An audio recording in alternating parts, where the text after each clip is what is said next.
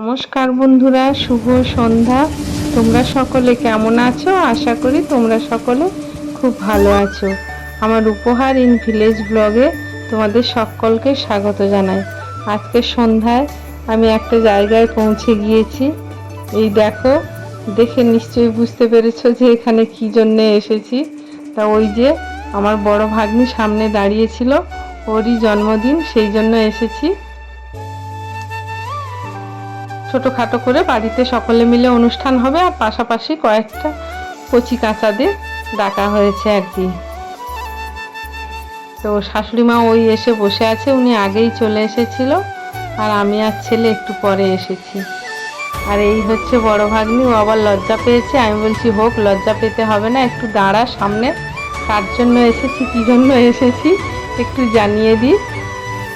আর এদিকে দেখো, এই আমার ছোট ভাগ্নি একদম সেজে গুজে রেডি হয়ে আছে, আর আমার ছেলে আসার সঙ্গে সঙ্গে খেলাধুলোয় মেতে গিয়েছে।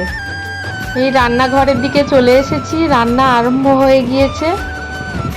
তো এখানে চলছে গাজর ভাজা। তো এসে এত গরম লাগছিল, তো শাড়ি চেঞ্জ করে একটা নাইটি পরে নিয়েছি এখন।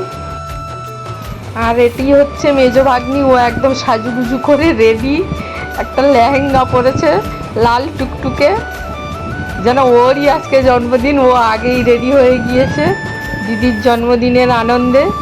তো এখন এসে আমাকে বলছে, মামিমা এগুলো খুলে দাও কানের, ও কানে আবার আলাদা কিছু দুল টুল পরবে আর কি। আর এখানে চলছে কলার বড়ার প্রস্তুতি। আমাদের এখানে জন্মদিনে কলার বড়া করা হয়, তো এখানে সে কলার বড়া প্রস্তুতি চলছে। আর আমার মেজো ভাগ্নি একটুখানি নেচে নিচ্ছে, নাচ করতে ভালোবাসে, একটুখানি নেচে নিচ্ছে। আবারও চলে এসেছি দেখো রান্নাঘরে, আর জামাইবাবু মাংসর জন্য মশলা কষাকষি আরম্ভ করে দিয়েছে।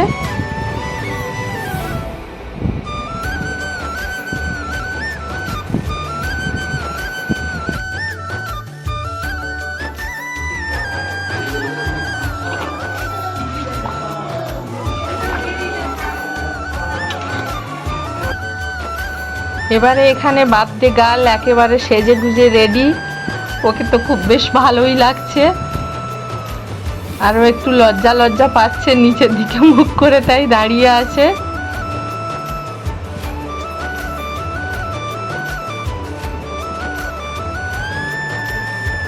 ওর বন্ধু আমরা সবাই বলছি তুই একটু আমাদের দিকে তাকা। একটা ছোট্ট পুতুলের মতো দেখতে হয়েছে আজকে।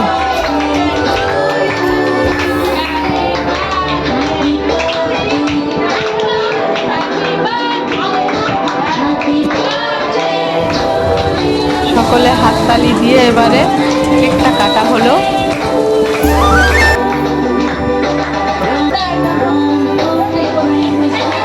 এবারে সবাইকে কেক খাওয়ানোর পর্ব।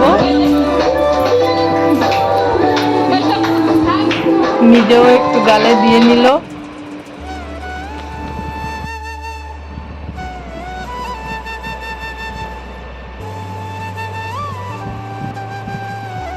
কেক কাটাকাটি, খাওয়া দাওয়ার পর্ব মোটামুটি এবারে চলছে।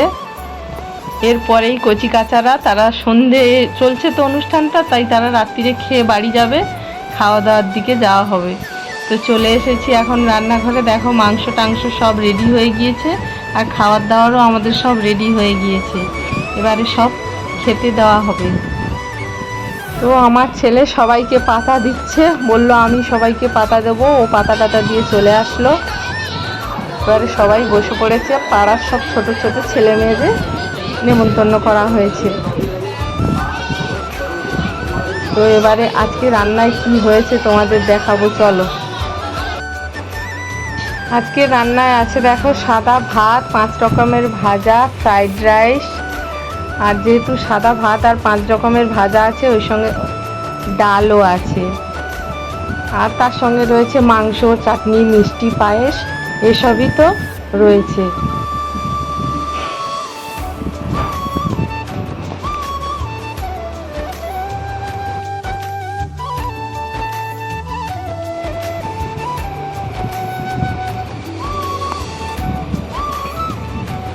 সকলের খাওয়া দাওয়া শেষ, বাড়ির সকলেরও খাওয়া হয়ে গিয়েছে। আমি, আমার ননদ, আমার ছেলে আর ননদের ছোট মেয়ে, এই 4 জন খেতে বাকি ছিলাম। এবারে 2টো ক্ষুদে সদস্যকে নিয়ে আমরা দুজনে খেতে বসেছি।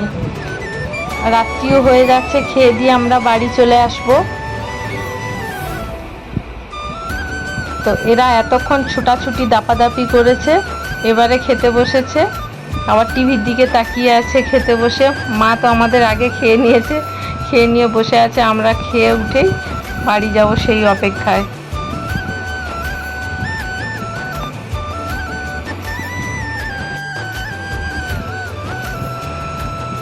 বাড়ি চলে আসার সময় আমাদের হয়ে গিয়েছে, এবারে আমরা আমাদের থামস আপটা খেয়ে নিয়েই আসবো। তো ছেলে মোটামুটি ও থালা দেবে, ও গ্লাস দেবে, ও এই সব কাজগুলো করবে। এখানে আবার গ্লাস দেওয়া নিয়ে যুদ্ধ করছে।